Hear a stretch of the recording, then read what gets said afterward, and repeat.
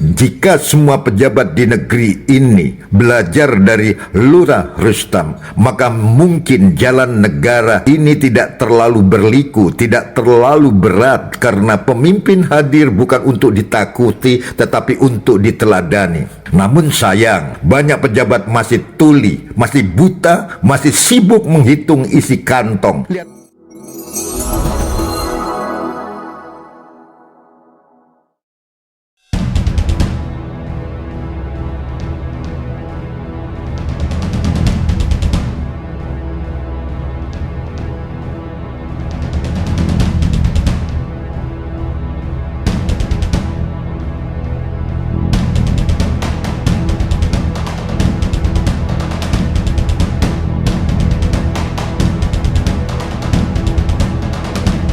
Negeri ini berdiri di atas tanah yang basah oleh keringat para petani dan diwarnai oleh darah para pahlawan yang gugur demi kemerdekaan. Namun, di atas jalan-jalan beraspal, hari ini melaju deretan mobil mewah berharga miliaran dengan kaca gelap, dengan sopir berseragam menjaga para pejabat yang hidup dalam benteng kemewahan. Mereka melintas di depan rakyat yang sedang berdagang, di depan anak-anak sekolah yang berjalan kaki menembus hujan, di depan ibu-ibu yang menggendong bayinya menunggu angkot tak kunjung datang. Ironi itu menusuk mata, menusuk hati, menusuk nurani bangsa. Di tengah pemandangan itu ada seorang lelaki dari Jambi, namanya Rustam, seorang lurah sederhana. Ketika pejabat lain berbangga dengan mobil dinas berplat merah, Lurah Rustam menunggang seekor kuda coklat gagah, menapaki jalan desa, melewati sawah, melewati pasar, menyapa orang-orang dengan senyum yang tulus. Lebih nyaman,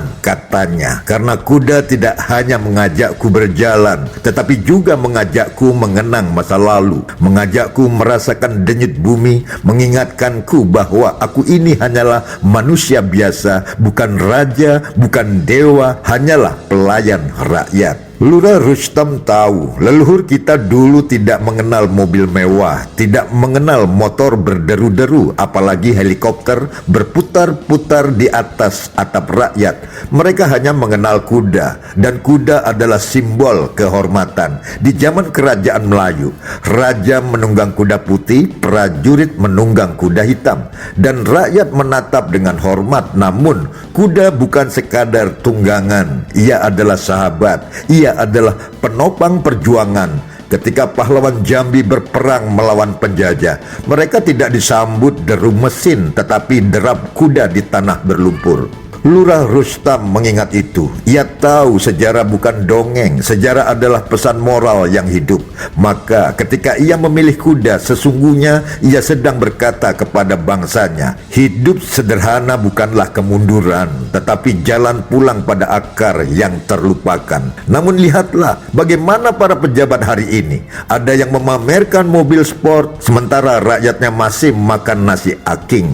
Ada yang berselfie di kursi belakang sedan hitam, sementara rakyatnya antri beras murah. Ada yang tidur di jok empuk ber-AC, sementara rakyatnya kepanasan menunggu bis rayot yang tak kunjung datang.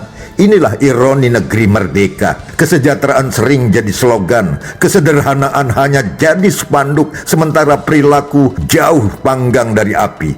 Lurah Rustam menjadi cermin yang membuat banyak pejabat menunduk malu. Meski ada yang justru mencibir, lurah kok naik kuda, kuno, malu-maluin. Tapi Lurah Rustam tidak peduli. Baginya, kemewahan bukan ukuran martabat. Yang menentukan martabat adalah sejauh mana seorang pemimpin mau menyatu dengan rakyatnya. Seekor kuda yang ditunggang Lurah Rustam sesungguhnya sedang berbicara tanpa kata-kata. Ia berkata, "Hei manusia, jangan lupa pada bumi. Jangan kau jadikan kekuasaan sebagai kendaraan mewah, sebab kendaraan sejati adalah hati yang bersih." Kuda itu berlari di jalan tanah, menyibak debu yang menempel daun-daun pisang. Anak-anak kecil berlari mengejar sambil tertawa. Ibu-ibu tersenyum menyaksikan Lurah mereka melintas seakan pejabat bukanlah sosok yang jauh tetapi bagian dari keluarga sendiri. Bandingkan dengan mobil-mobil yang lewat, anak-anak hanya bisa melambaikan tangan namun tak pernah dibalas. Kaca gelap itu menutup wajah-wajah pejabat seakan rakyat adalah ancaman, bukan bagian dari amanah. Lurah Rustam mengajarkan lewat kuda bahwa pemimpin yang sejati tidak bersembunyi di balik kaca gelap, melainkan menatap mata rakyatnya, menyapa, mendengar, dan merasakan. Kabar hari ini bukan sekadar tentang Lurah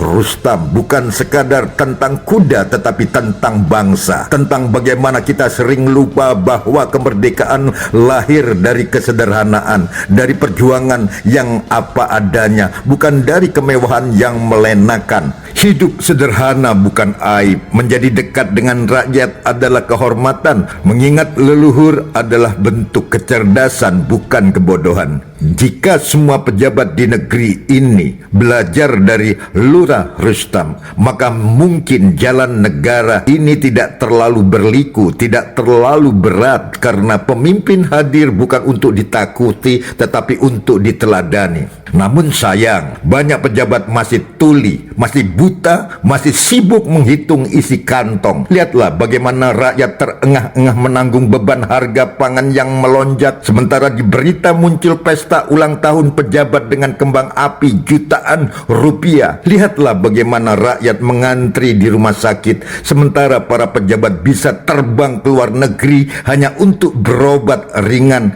Inilah luka bangsa, luka yang tak bisa ditutup dengan janji manis, luka yang hanya bisa disembuhkan jika pemimpin benar-benar mau turun dari singgasananya dan berjalan kaki di tanah yang sama dengan rakyatnya. Lurah Rustam sudah memberi contoh, tinggal apakah yang lain mau meniru atau hanya menjadikannya bahan ejekan? Suatu pagi, Lurah Rustam menunggang kudanya ke kantor. Langkah kuda itu mantap, derapnya terdengar seperti genderang perjuangan. Di sepanjang jalan orang-orang memberi salam, anak-anak menyalami tangannya, dan Lurah Rustam menjawab semuanya. Dalam hati ia berkata, andai pejabat negeri ini tahu bahwa kebahagiaan sejati bukan pada mobil mewah, tetapi pada senyum tulus rakyat yang merasa dekat dengan kita. Kuda itu berhenti di depan kantor lurah. Tidak ada karpet merah, tidak ada ajudan berlari-lari, hanya ada suara rakyat yang menyapa. Selamat pagi Pak Lurah. Dan Lurah Rustam tersenyum. Kabar hari ini adalah cermin, adalah suara, adalah peringatan bahwa bangsa yang besar bukan bangsa yang pejabatnya hidup mewah, tetapi bangsa yang pejabatnya rela hidup sederhana